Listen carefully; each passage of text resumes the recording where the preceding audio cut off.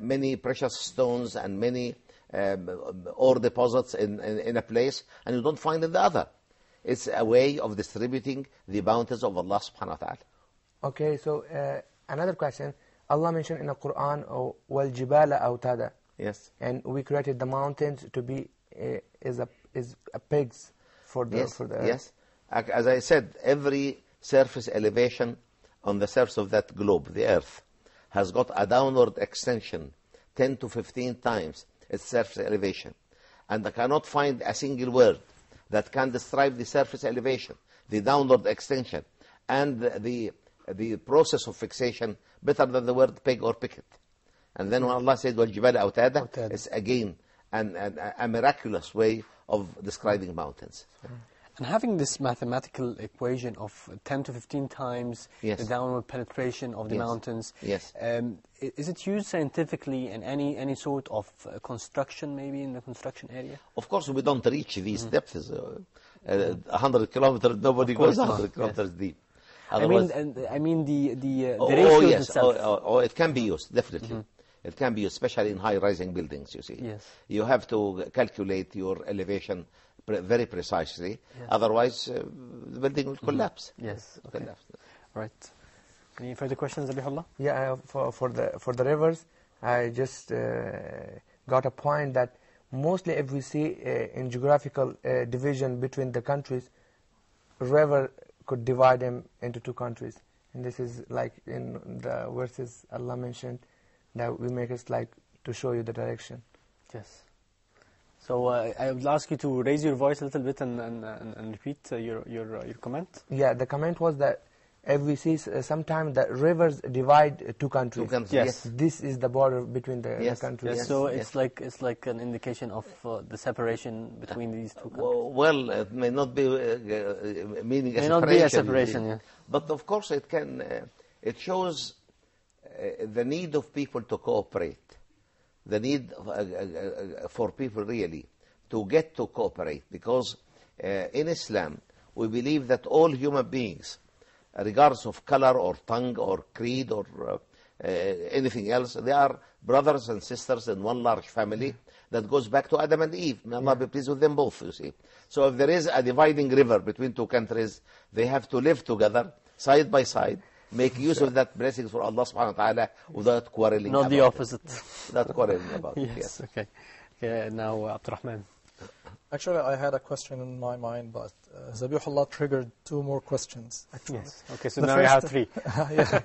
The first is related to the precious stones. Are they related to mountains?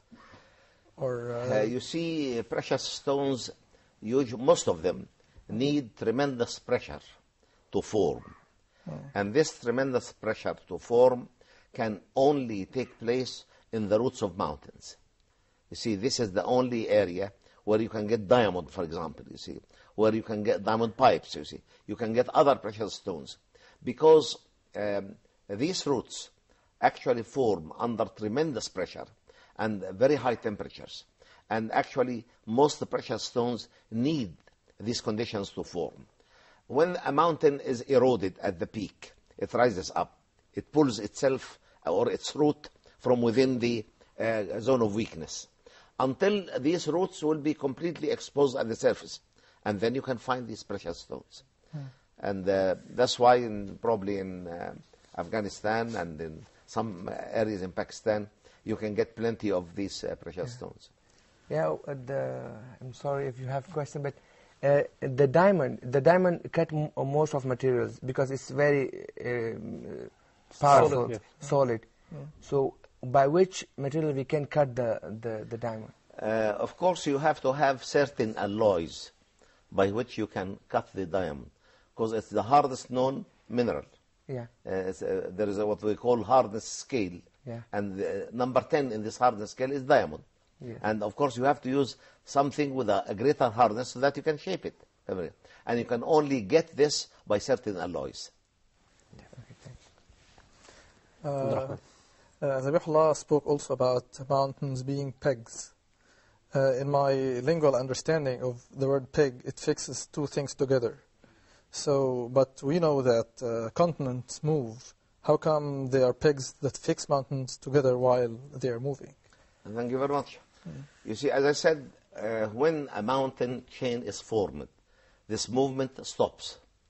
It comes to a big halt. No more movement.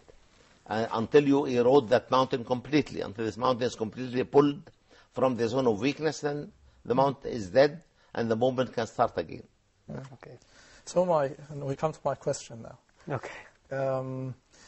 In this verse, God says the mountains are firm. In another verse, it says they move like clouds. Yes. So are there any relations between? Yes, indeed. وترى الجبال تحسبها جامدة وهي تمر مر السحاب صنع الله الذي أتقن كل شيء. This refers to the movement, the rotation of the earth around its own axis, and the mountains being part of the earth. If the earth rotates, the mountains will also rotate, and the clouds are actually part of the earth, because the atmosphere is attracted to the earth by gravity. So if Allah says that you will see the mountains, they appear as if they are fixed, but actually they are moving with the same speed as the clouds, you see. This is an indirect way of saying that the earth rotates around its own axis without really disturbing the Bedouins in Arabia 14 centuries ago, because if Prophet Muhammad sallallahu alayhi wasallam came to tell them that the earth is rotating around its own axis, nobody could have accepted Islam. So this means that the layers of earth themselves are not rotating around each other? No, they are not. They are rotating around each other. You will get a lot of chaos, you see. What is moving is the outer rocky cover alone.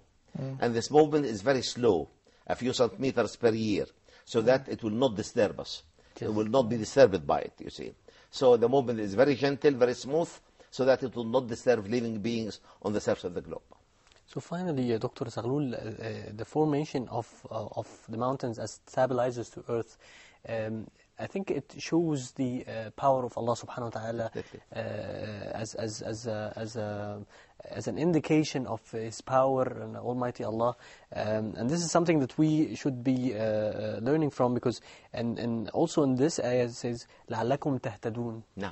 So I think this part is very important. It's very important. You see, before I comment on لَعَلَّكُمْ تَهْتَدُونَ, so that you be better guided, I would like to say أنهارا وسبلا. Why did Allah say وسبلا? Yes. Because if you get a river valley and the river dried up, this valley becomes a good passageway. Yes. You see, and most of the passageways on the surface of the globe have actually been cut down physically by running water. Most of the dry valleys in our deserts actually were cut down by running water. So the direct connection between mountains and as stabilizers and rivers and passageways, anharan wa subulan, is really a scientific precision beyond description. Because unless you have mountains, you will not have rivers, and unless you have rivers, you will not have free passageways on the surface of the globe, particularly if you realize that the earth started by a highly rugged and highly complex topography. Yes. لعلكم تهتدون. Of course, if you live in a desert, people living in the desert usually mark the area by peaks of mountains, mark the area by valleys. See, during the day and during the night they can use stars. So لعلكم تهتدون, it has got double Two meanings. Yes. First meaning is that you can easily find your way during daylight.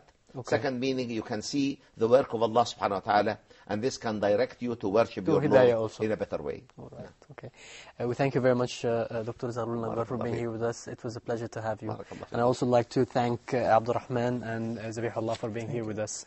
My dear brothers and sisters, with this we come to the end of this episode of Quran and Science. See you in the next edition.